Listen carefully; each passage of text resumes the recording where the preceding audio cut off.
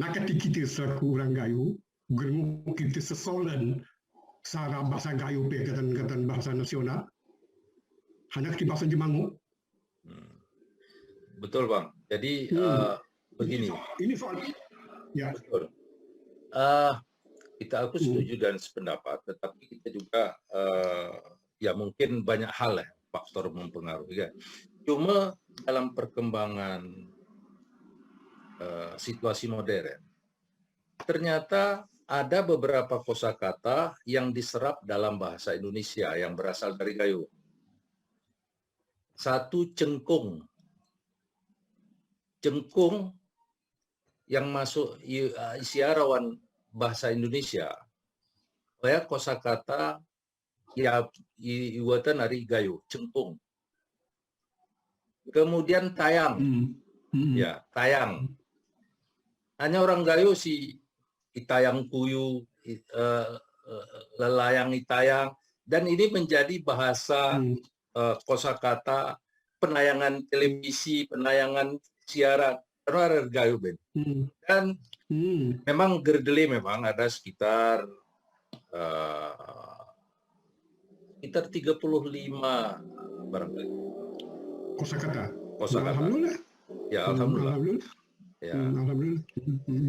Dan usaha-usaha yang lain, betul aku setuju Rom Abang, kita harus bergerak memanfaatkan bahasa Gayo ini menjadi bahasa ekspresi. Umpama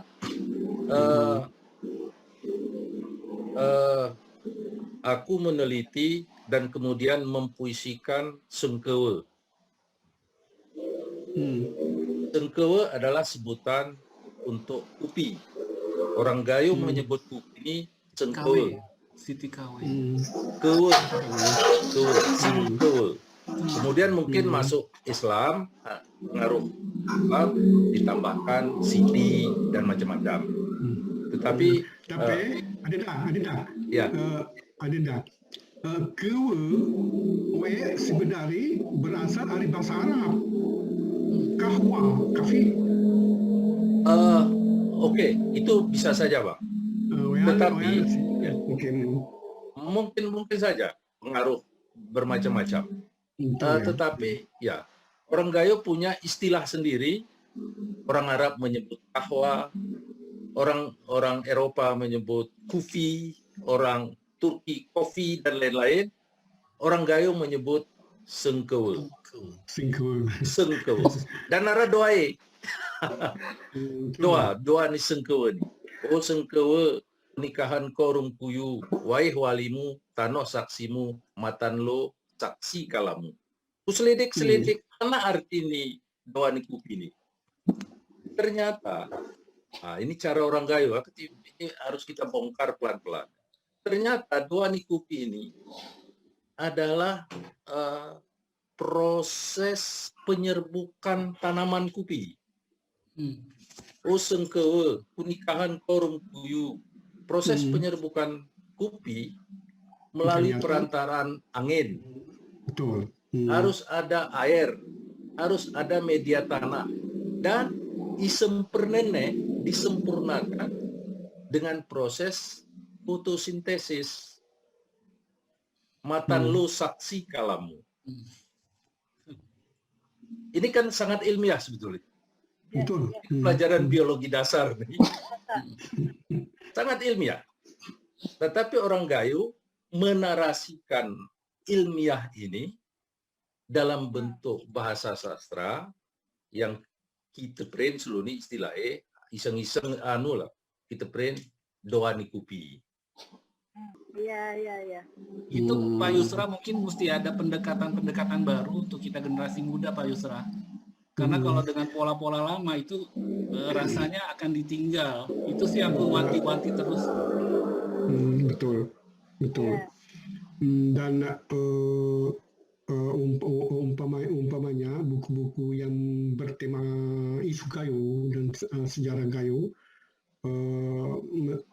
mesti sering kita bicarakan ini seperti umpamanya saya malu juga itu waktu tim Taman Sekali Marzuki yang kebetulan mereka justru membedah buku Marsusi di Tanah Gayo kan 1904 itu. Kita justru saya kemudian menerima ulasan-ulasan dari wartawan Kompas, wartawan Tempo, apa segala macam. Mengapa kita yang punya sejarah, terutama dari Gayo Luwes,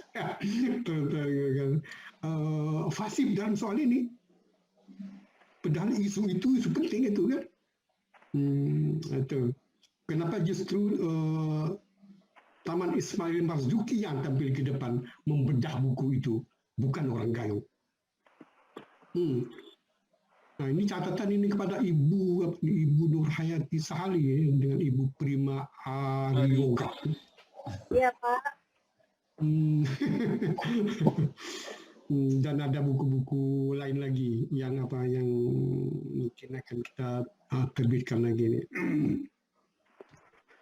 Terima kasih banyak atas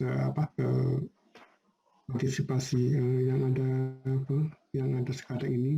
Di Denmark kebetulan ini sudah masuk waktu asar 16 menit. Oh, kami Pak, izin. Sekarang ini Pak Yusra. Halo? ya. Pak, iya, ada satu pertanyaan lagi untuk Pak Yusra. Katanya kan sistem pendidikan di Aceh itu dulu sangat bagus ya. Aku itu di Facebook. Nah, itu gimana Pak? Sebagus Itu apa? pertanyaan Kosasi itu rencana saya akan sebab ramai orang yang bertanya soal itu tuh. Tapi saya akan coba terangkan itu dalam status khusus tentang keistimewaan model pendidikan Aceh. Di Aceh. Sehingga oleh New York Times tahun 1873 menulis bahwa model pendidikan Aceh sudah sepatutnya ditiru dan diadopsi oleh dunia Nasrani seluruh dunia. Ya. Yang ngomong itu bukan Yusra Habib, tetapi koran New York Times. Itulah penasaran Pak Yusra gimana.